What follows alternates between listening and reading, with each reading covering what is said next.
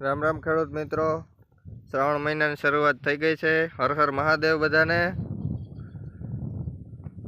જો મિત્રો, આપણે આ માંડવી છે 50 થી 55 દિવસની થઈ છે.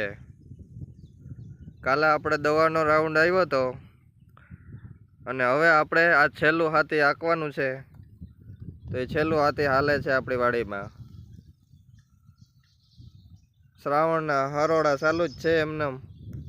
વરસાદ પોરો જ નથી ખાતો. આ એક ધારો આ એક મહિનાથી કાયમ એટલે કાયમ રેડા આવે છે. હજી આમાં હાથી હાલે એમ છે નહીં, પણ આ ધરા બરધું છે ઘરના આપણે, એટલે ગારામાં હાલીએ, ધરા રાખીએ છીએ. 2-4 દિવસમાં જો હાથી હાલીએ તો હાલી જશે, નકર આમાં હાથી પછી હાલશે નહીં. હવે આપણે વાત કરશું, આપણે કાલે રાઉન્ડ કર્યો તો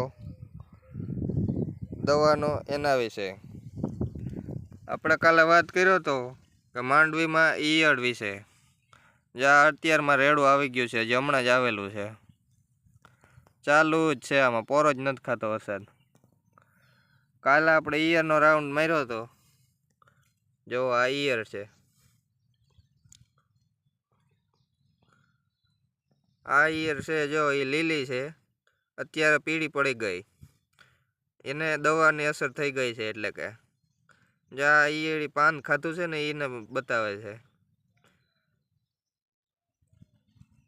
દવા પાંદમાં ઉડી હોય એટલે એ ઈયળી પાન ખાધું છે. જે કાલે જે છાંટેલી છે આપણે દવા, એક જ દિવસમાં પીળી પડી ગઈ ઈયળ.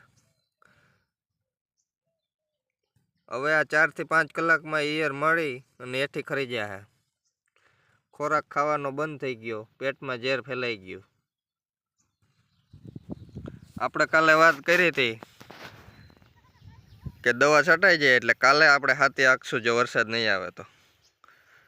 વરસાદ તો પોરો ખાતો નથી, પણ હવે જો આ પહેલું ને છેલ્લું હાથી નહીં હાલીએ તો આમાં ખડ છે ને એ બહુ જ થઈ જશે અને માંડવીને થવા નહીં દે. આ ઝીણું ઝીણું હજી કોક જ ખડ છે, હાથી હાલી જાય તો વાંધો નહીં આવે, નકર પછી આમાં નેદીને લાંબી ના થઈ જાય. હું આપણે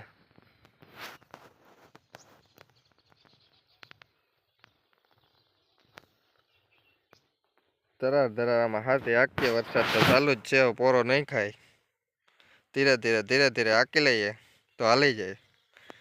હવે આપણે કાલે દવા છાંટી હતી ઈરની, રાડાની, ગેરુ ટીકા રોગની, બીજું હુયા વધારે બેહે ઈ, ને ફૂલ વધારે ઉગડે એની દવા, ને પોપટીની દવા એક. જો આમાં આપણે ગેરું તો અત્યારે જોવા નથી મળી રહ્યો, પણ હજી શરૂઆત જ થઈ છે. જ્યાં પાનમાં આવા ટપકા થઈ જાય, જો જોઈ રહ્યા છો. હજી આમાં શરૂઆત જ છે, ક્યાંય એટલે ક્યાંય બાકી છે નહીં. 15 દિવસ પહેલાં છંટકાવ કરેલો હતો, પણ આ આપણે વહેલા જાગી જઈએ તો ગેરુ ટીકા રોગ આવતો અટકી જાય. અને રિઝલ્ટ સારામાં સારું છે. દવા મારેલી છે કાલે.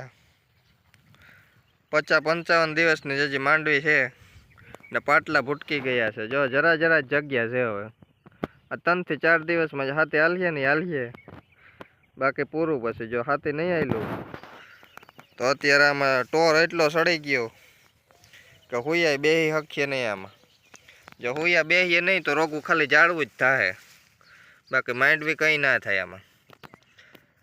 અને હાથી હાલી જાય તો 2 ફાયદો થાય. એક તો જમીન પોસી પડી જાય એટલે હુયા બેસી જાય, અને બીજું એક કે આપણે આ ખડ છે એ બધું પડી જાય એટલે નેદવું ના પડે અથવા દવા ના છાંટવી પડે.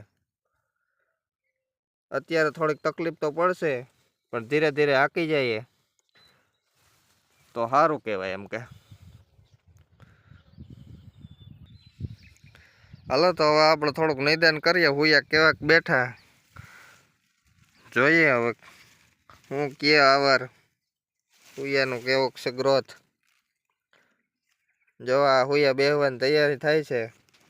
આ હુયાને અંદર જમીનમાં બેહવું, પણ આ ટોર હવે ઉપડે તો બેહી શકે ને. જો ટોર આ હાથી હાલે ને તો જ ઉપડે.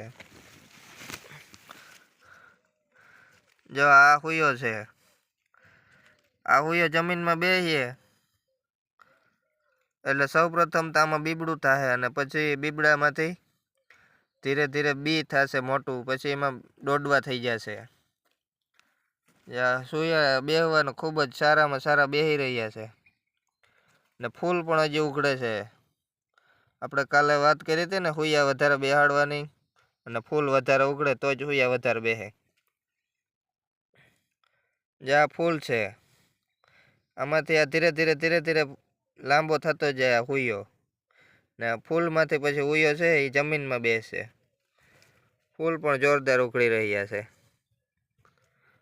માંડવી તો હારામાં હારી છે, પણ હવે આમાં હાથી હરખું હાલી જાય, વરસાદ જરીક પોરો ખાય તો માંડવીમાં, બાકી હુયા ને ફાલ ને ફૂલ ને બેહે ને તો જ આમાં દોડવા થાય, તો જ માંડવી છે એ 25-30 મણ વીઘે ઉતરશે.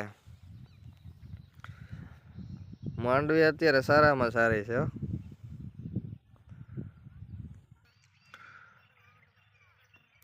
જો આ હારમાં આપણે હાથી હાલી ગયેલું છે, જે હમણાં જ ઉથલ વરી. જ્યાં હાથી આવે છે સામે હેઠેથી, હમણાં અહીંયા પૂગી જાય. હા હાલો એ પણ તમને બતાવું હમણાં. પહેલાં આપણે જોઈ લે હાથી કેવું કાયલું એના વિશે. જ્યાં હાથી હાલી ગયા, ખડ બધું પડી ગયું. જોવો આ બધું ખડ પડી ગયું. હવે વરસાદ નહીં આવે એટલે આ ખડ મરી જાય. બહુ જ સરસ હાથી આવેલું, અસલ ઊંડું બેહી ગયેલ છે હાથી. જરાક તકલીફ તો પડે હાથી હાંકવામાં, હાથી હાલીએ તો જ આ બધું ખડ પડી જાય. જ્યાં પડી ગયું બધું ખડ. હવે આમાં હુયા અસલ બેહીએ. જો તો ખરી આ હુયા કેટલા બધા છે. આ બધા હવે બેહી જાય. જ્યાં હુયો છે ને એમાં જરાક બીબડાની શરૂઆત થાય છે.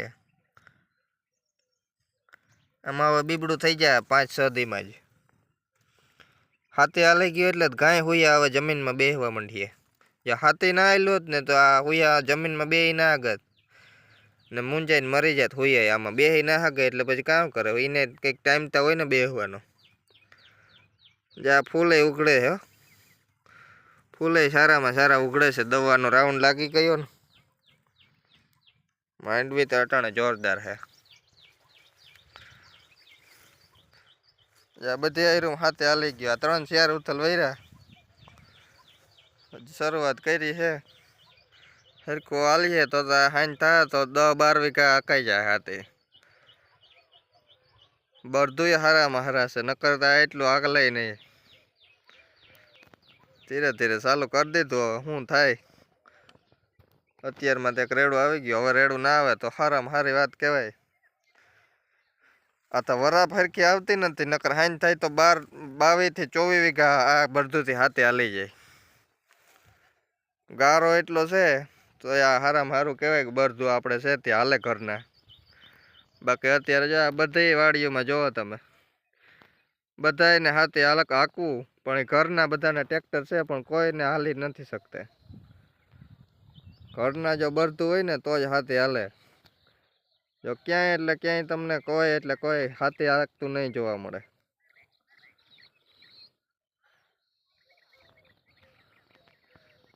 આ છે આપણી વાડી. કેવી છે આપણી વાડી જોવો મિત્રો, એક જ ધારી માંડવી.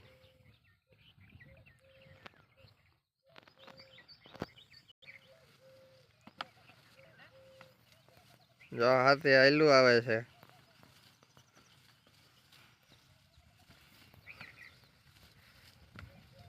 બળતુંને જો મૂસિયા પહેરાવવા પડ્યા. માંડવી મોટી થઈ ગઈ, નકર માંડવી ખાવાનું કરે. ઝાડવું પરબારું હેઠું નમીને મોઢામાં લઈ લઈએ. કેમ છે આપણા બળતું?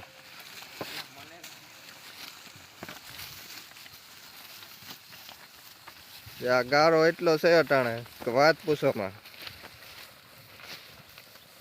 જા પગ આખા ભરાઈ રહ્યા ગારા વાળા.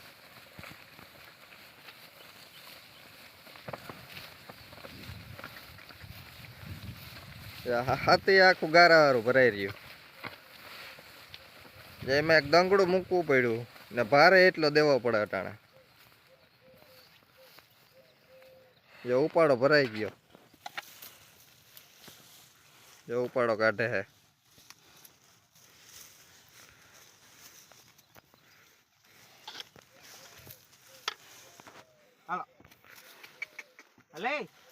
હાલો હાલો મારા વાલીડો હાલો હાલો કઈ એટલે લ્યો હાલવાય મંડે. આ છે એમાં કોઈ ખોટક પાટક કઈ ના થાય. આના જેવું હાથી છે એ ટ્રેક્ટરથી કે સનેડાથી કે એકઈથી હાલે નહીં. અટાણે બધાને હાથી આંકવા આ જો 5 દીમાં જો હાલી ગયું હાથી તો હાલી ગયું. બાકી ટ્રેક્ટરથી કે સનેડાથી કટાણે એકઈથી હાથી ના હાલે. આ બરતું સિવાય એકઈથી હાથી જ ના હાલે. અને બરતુંથી હાથી હાલે એનાથી ટોરે એટલું ના સડે ને બાકી તો બીજું અટાણે હાકે એમાં ટોરે એટલા સડી જાય. જ્યાં હાથી મેળવવાની સ્ટાઇલ જોવો.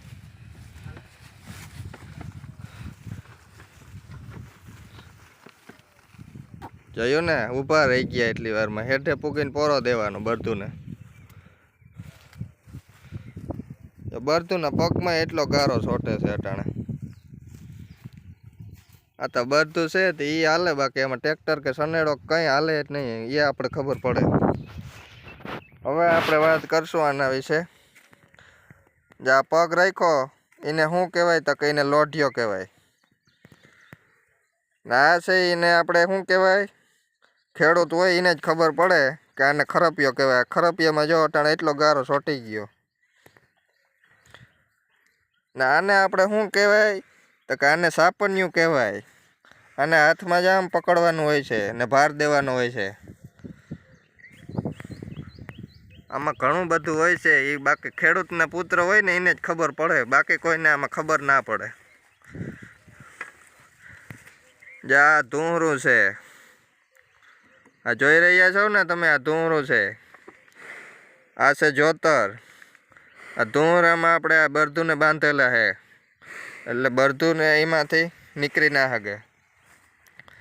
ને આ બરધુના મોઢામાં પહેરાવ્યું મૂસ્યું છે એટલે માંડવી ના ખાઈ શકે. મૂસ્યું પહેરાવી દે ને એટલે આપણે કોરોનામાં કેમ બધાને મોઢે માસ આવી ગયા હતા એકાબીજાને ચેપ ના લાગે એને જેમ આને કંઈ ચેપ કે નથી લાગતો પણ આને મોઢામાં પહેરાવી દે એટલે માંડવી ના ખાય. ને આપણે આ નાળો છે એને આપણે હાથી નાળો કહેવાય. જઈને ધોહરામાં નાળે દીધો એ નાળો બાંધેલ હોય એટલે બરધું હાથી ખેંચી શકે. હવે આમાં 3 થી 4 મણ વજન હશે હાથીમાં એ આ બરધું જ ઉપાડી શકે એટલું આ માંડવીને ખેંચી શકે. ને આવો ગારો છે તોય આ બરધું જ હાલી શકે. આ બરધુંના પગ જુઓ ગારામાં ખૂંચતા જાય તોય આ બરધું હાલે. હવે ટ્રેક્ટર આમાં કેમ હાકે ને ટ્રેક્ટર હાલે તો માંડવીની પથારી ફેરવી દે હાવ ટોર કરી નાખે. આ છે આપણે બરધું. મોહિયાર ભાઈઓ છે બે કેવા લાગે આ બે જોડી.